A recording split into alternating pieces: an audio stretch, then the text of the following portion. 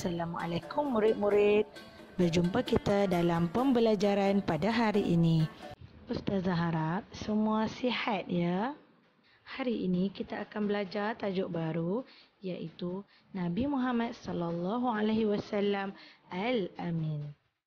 Dalam tajuk ini, murid-murid akan dapat menyatakan maksud Al-Amin, mengetahui cerita tentang sifat amanah Nabi Muhammad sallallahu alaihi wasallam dan dapat mengetahui pengajaran daripada sifat amanah Nabi Muhammad sallallahu alaihi wasallam.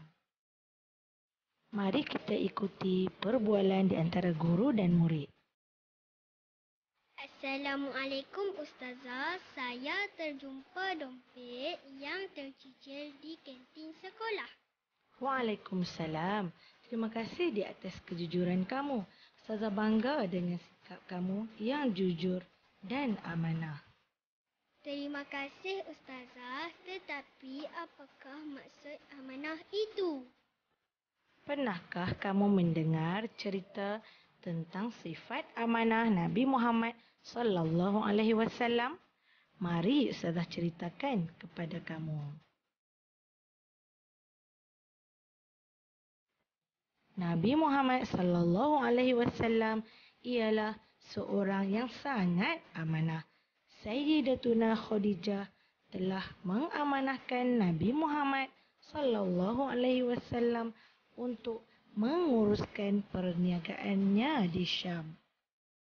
Sifat amanah Nabi Muhammad sallallahu alaihi wasallam itu mendorong kejayaan baginda dalam perniagaan.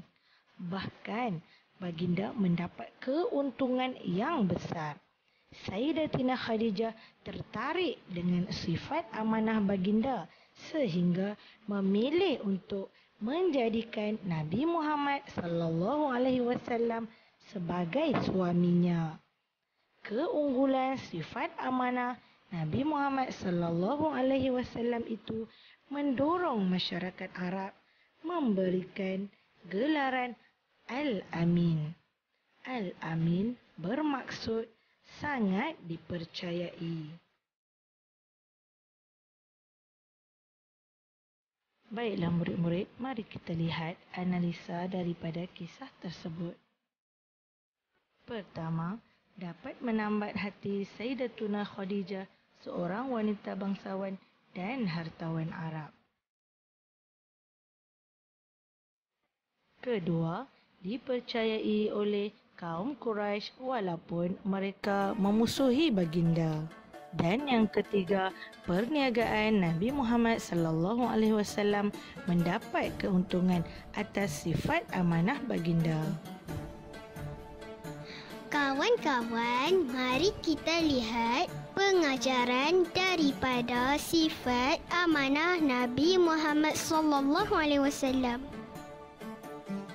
Pertama, Nabi Muhammad sallallahu alaihi wasallam sentiasa bercakap benar.